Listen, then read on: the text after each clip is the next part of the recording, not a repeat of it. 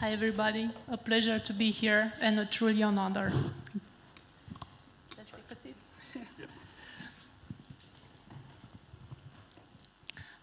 As Alex was saying earlier, Bitdefender is a company that barely needs an introduction now. For Romanians. Also for people abroad, not only for Romanians. There are over 500 million users nowadays from 150 countries, I think all over the world. And last year, when you had your latest investment, the company had a value of $600 million. 2 years ago. 2 years ago. Okay. Time matters for the value of the company. Yeah. We're looking forward to writing the piece on being the second Romanian unicorn. First headquartered in Romania? First headquartered in Romania. It's still a pleasure. This year and actually this month, Bitdefender celebrated its 18th anniversary. Yeah. So it's a grown-up now. It's not. We got the permits to drink alcohol in Romania. Yeah.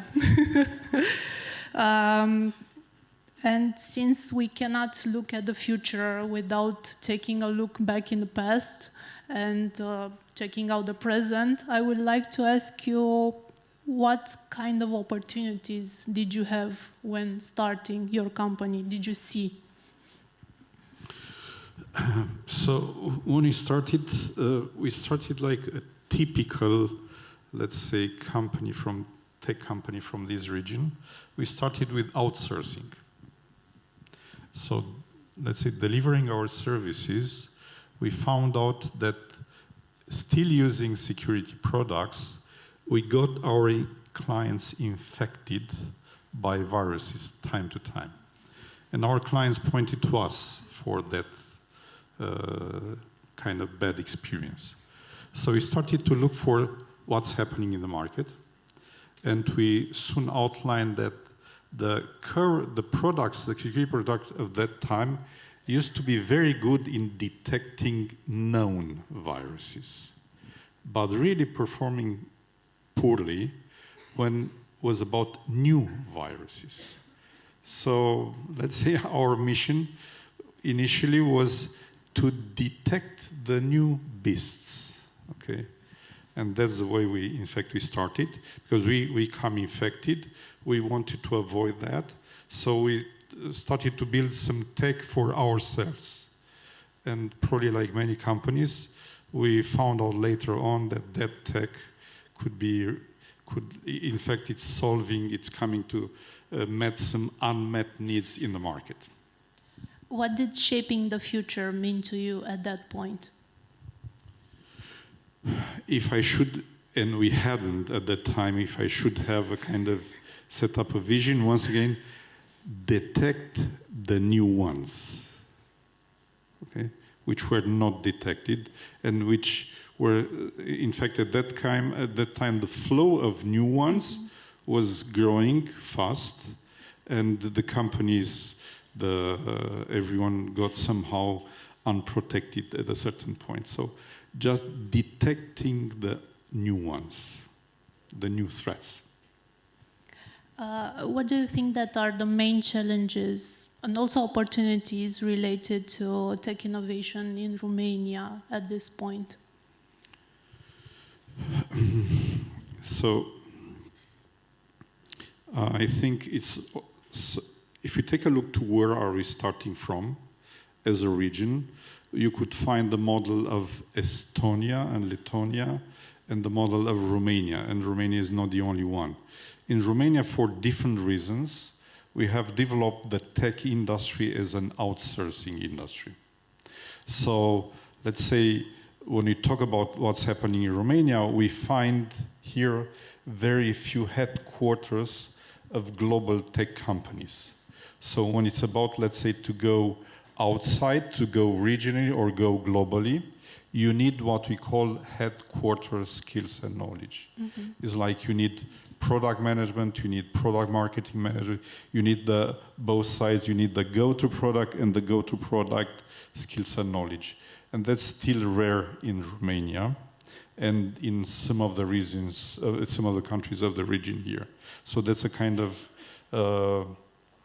gap we have somehow to fill. What kind of opportunities do you think that will be for a cybersecurity startup or for any kind of startups? I know that we have here also all kinds of companies, but also from the cybersecurity field. Yeah, what would you recommend? I don't think I have to say you about this is a kind of disruptive time, and I think, in my opinion, that will not stop soon. Okay, so in Bitdefender, whenever we have a kind of new and the hottest topic, and we think on this topic we are the only one in the world thinking about, and doing some research, we find every time some teams working on that subject. So it's full of opportunities, in fact. And don't forget that the disruptions, in fact, brings new opportunities. It's like in our domain, in cybersecurity, we are looking for everything is happening today is somehow fueling or boosting our industry. Why? Because everything is happening is somehow contributing to the change of what we call the surface of the attacks. So everything is like the future quantum computing, the cloud, the big data, the AI, the IoTs, all these are contributing to the change of the landscape. And these are opportunities for us, and these are opportunities for the attackers. So anyway, all the disruptions we are seeing will create on their turn, on their own, a lot of new opportunities. So you heard them, you heard him, guys. Be disruptive. What has it meant for you scaling? You started in Romania, then you developed to a whole other range of countries. What has it? How do you compete globally? How have you done? We are coming to some kind of weakness we have here in the region. When you're going globally, you have to be aware that, let's say, as we are saying, when you are targeting the US market, which is one of the most sophisticated market of the world, your competitors have PhD degrees. Okay, so you have to be careful not to have just graduated the 5th grade in your country and compete with the PhDs, because you are losing. So somehow you have to be aware of that, and you have to, what we call, do the knowledge transfer, the skills and knowledge transfer. So our first idea when we outlined the fact that, we'll say, targeting the most sophisticated markets, for targeting those markets, we don't have the knowledge. Simply, we became aware of that, and it's essential to become aware. So our first idea was to recruit people from those markets to help us. Okay, initially we didn't have the money to recruit those people. So, by example, one of our first ideas was to use volunteers. And by example, initially we found out about some US programs of ex-CEOs that are volunteering, okay, for free. It's like you're paying their travel, okay, and so instead of paying, let's say, hundreds of thousands of dollars, we paid initially just 10,000, was a significant amount, but still a small one, and had a very seasoned ex-CEO, ex-CEO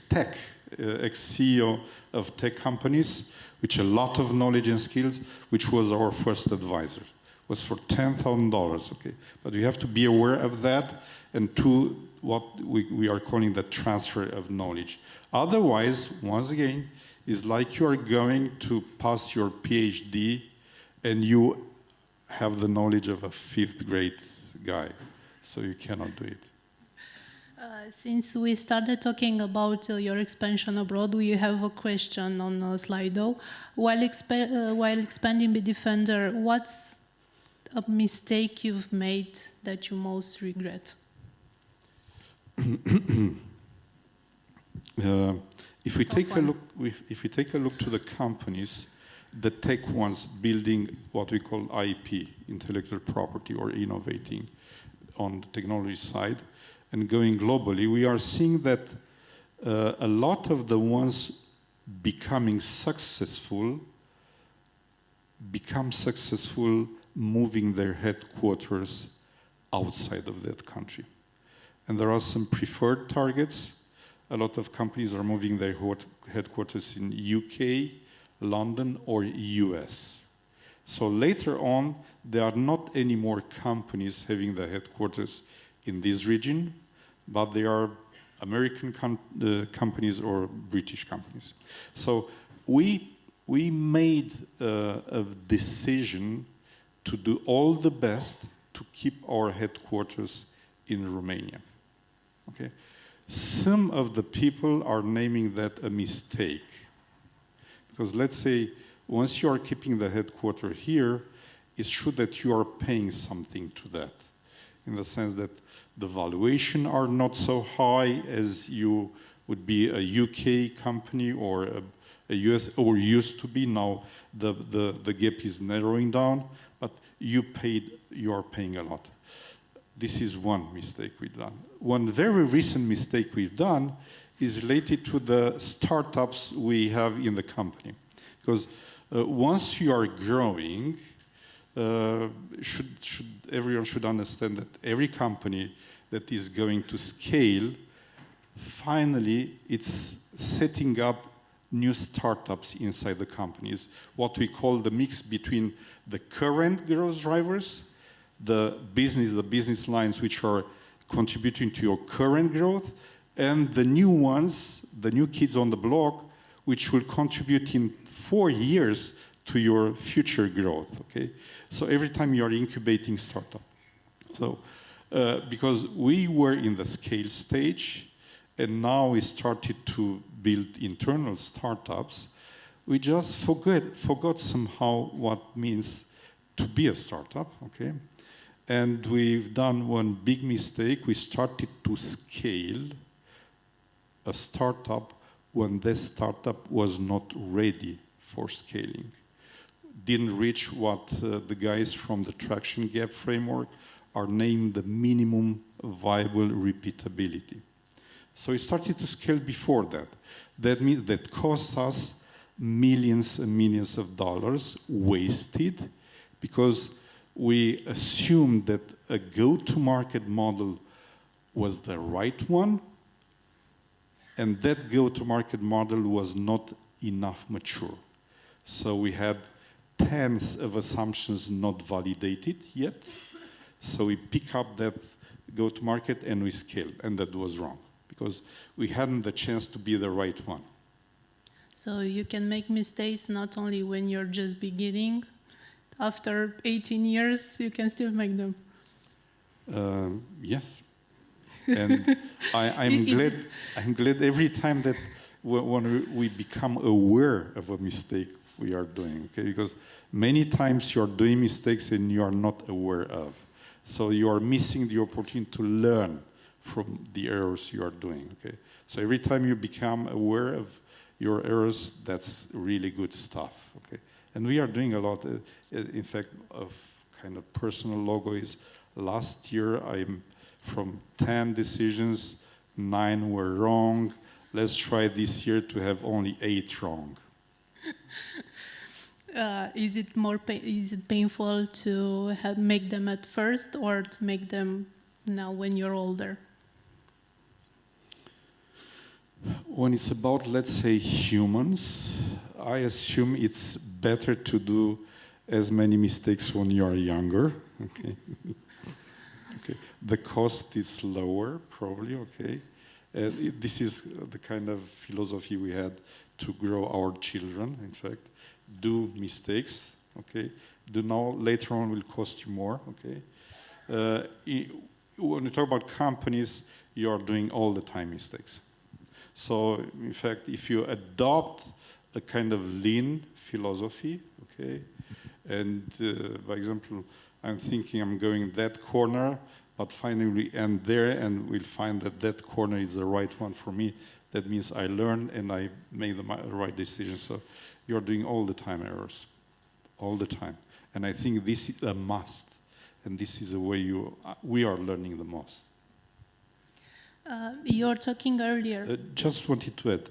Now, something we learn is try not to do rare and big errors. Is what we said, try to fragment your errors, okay? Okay, so try to do small and frequent errors, okay? That's the way, okay? Once again, I'm going that corner, I'm thinking the best for me is going to that corner. Don't speed up to 100 kilometers per hour to go there. Just use a lower speed, and do the zigzag. And finally, when you understood what is your corner, go there with 100 kilometers, okay? So fragment your errors. You guys are taking notes, right? You should. You were talking earlier about incubating startups within the company, and we have another question from the room. I know you were talking about it last year at Techsylvania, and someone is asking why not a cybersecurity focused accelerator program supported by you. In fact, you had that idea. Yeah, we had that idea. We didn't implement yet as an external incubator. We still plan to do that, and now we think we became more mature. Okay, and probably soon we'll start some calls on that. But I think Romania has the right framework to do something more on the cybersecurity side. How do you bridge this gap? Maybe there is a gap between Romania and the Romanian ecosystem and other ecosystems around the world, maybe the States, maybe Western Europe, when it comes to competing globally for startups. Is there still a gap? Yes, I think there is still a gap. Don't have numbers. Basic assumption is, let's say, it's true that in this region we are not used to kill companies. So the companies are becoming shells, seem to be alive, they are not living anymore. So when you talk about statistics and data, the statistics could be wrong, okay? But one basic assumption is the following. The ratio of failures in terms of startup here is higher than in US, okay? Now, one problem and one issue we think it is here and still valid is for some countries like Romania, which are very strong on outsourcing, you don't have, once again, here what we call go-to-market, go-to-product, headquarters skills and knowledge. So you have to be aware when you're starting that. You have to do that kind of transfer. This is done already through some, let's say, frameworks. You have incubators, accelerators, and here we talk about connecting people from countries which have the best knowledge with these people. And I think something can be done more. And we just had our chat recently with some universities. We made some experiments trying to learn, let's say, the foundation of the go-to-product, go-to-market to all the tech faculties in Romania, okay? It's like building the foundation early. And is also related to innovation, okay? Because finally you want to build that vibe related to innovation as early on as possible. By example, one change we have to do in Romania, and we somehow search on different education systems, is the following. So the education system is very focused on learning the children to solve known problems, learning them algorithms to solve those known problems. The real life and the startup life means many unknown.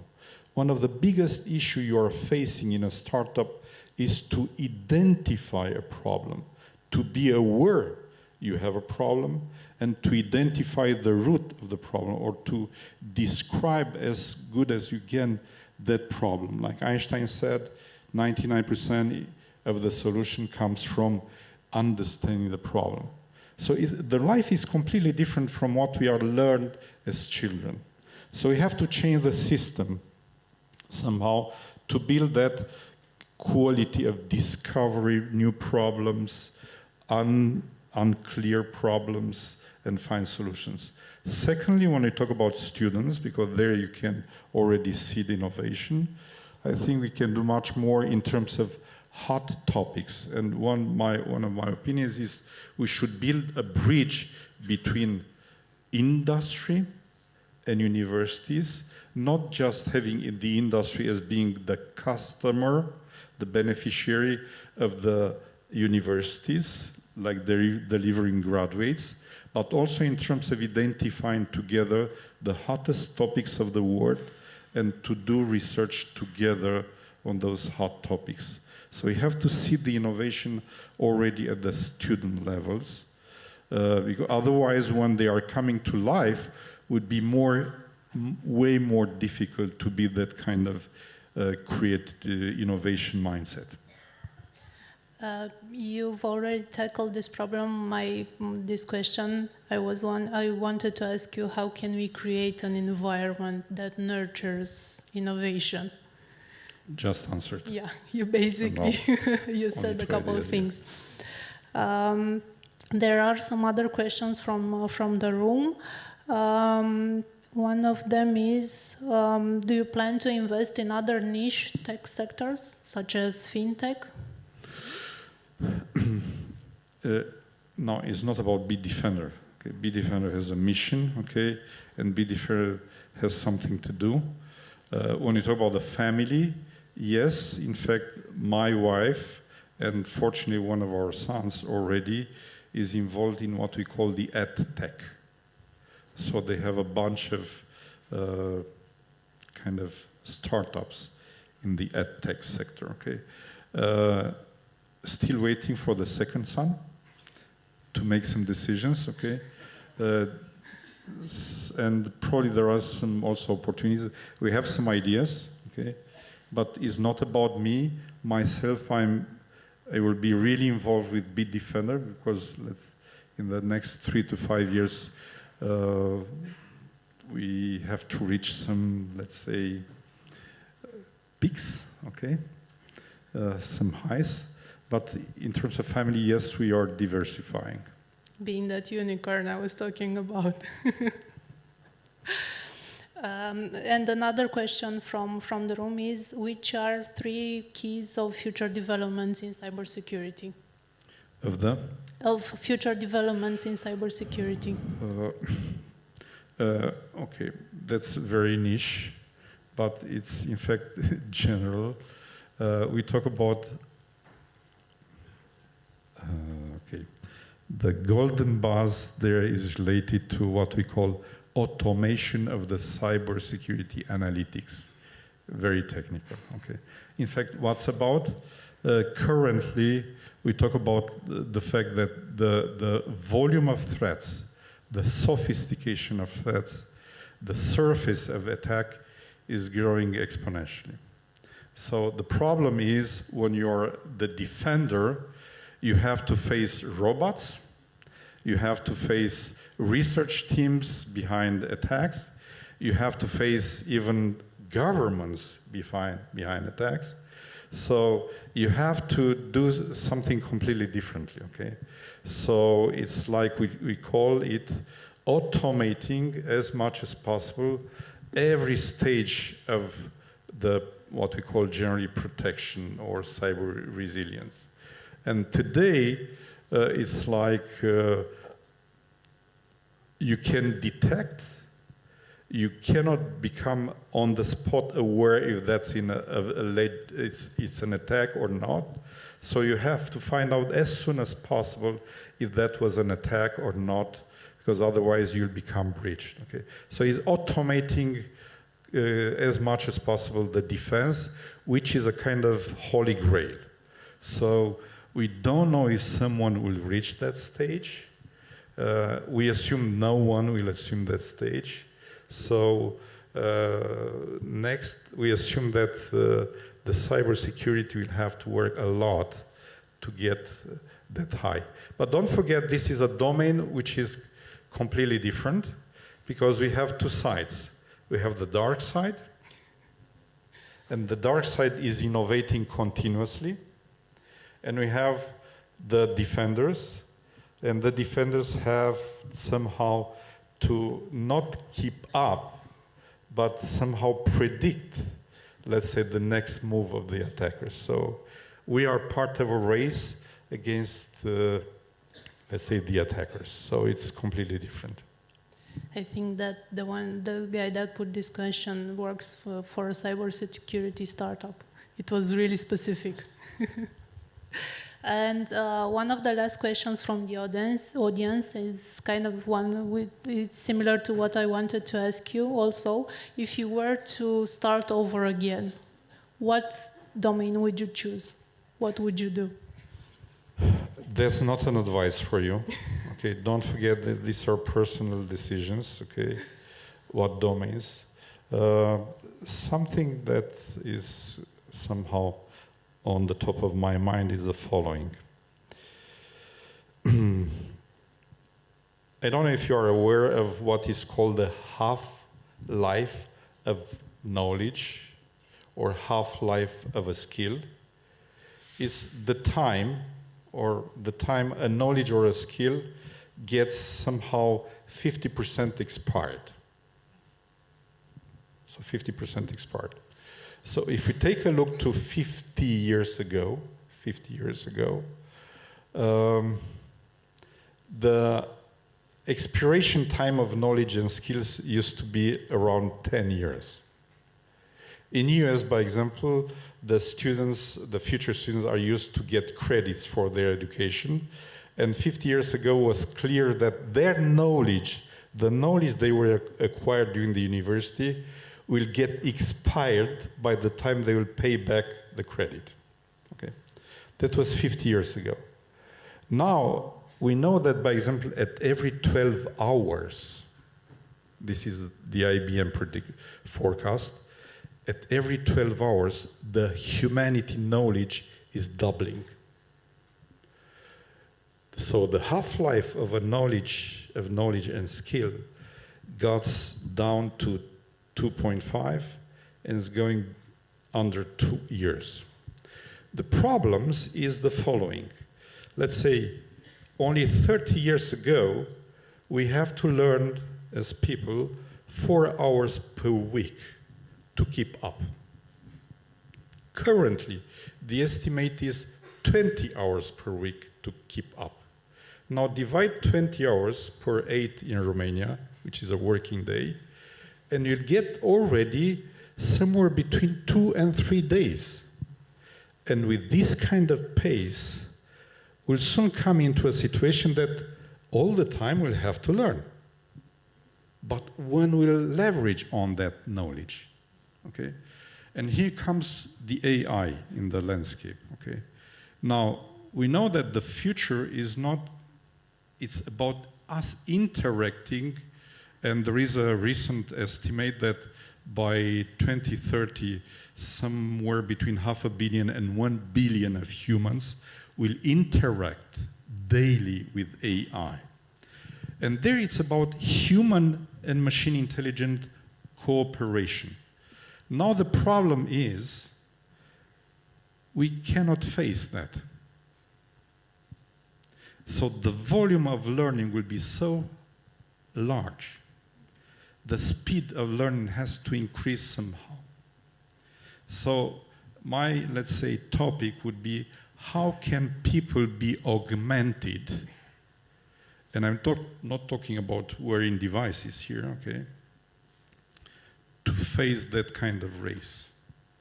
Otherwise, the cooperation between human and machine will not exist. Okay? So how the people can be augmented.